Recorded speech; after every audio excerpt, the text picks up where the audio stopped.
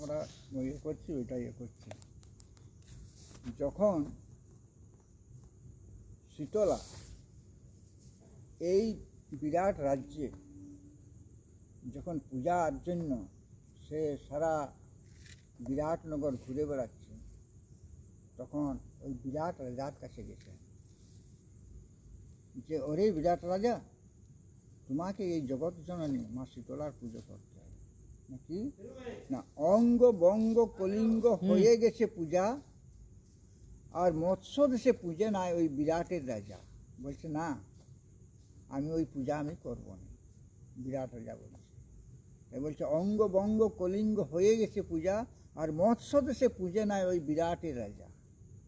তাই কি বলছেন, বিরাট রাজা তার সমস্ত কিছু অহংকারকে চূর্ণ করার জন্য মা শীতলা তার যে আছে যে বাহন, শীতলার বাহন হচ্ছে গর্ধব। সেই গর্ধবের মানে তার পিঠে সমস্ত বসন্তকে ওর ছালায় লোড করিয়েছে। তাই বলছে, চলো মাতারিণী ভব ভয় হারিণী, চলো যাই রাজার ভবনে,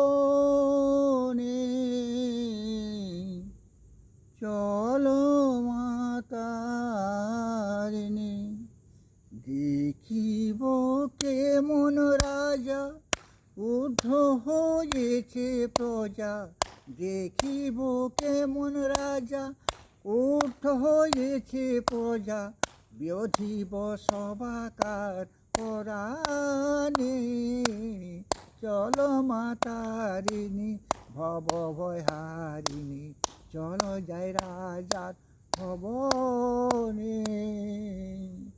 ওরে বায়ু বেগে মা শীতলা বিরাজ বিরাটে, চলো মাতারিণী। বায়ু বেগে মা শীতলা বিরাজ বিরাটে, চলো মাতারিণী। গুপ্ত ছালা ঢেলে বাঁধে বুড়ি সেইগুলা হাটে, চলো মাতারিণী। বায়ু বেগে মা শীতলা বিরাজ বিরাটে, গুপ্ত ছলা ঢেলে বাঁধে সেইগুলা হাটে। এগুলা যদি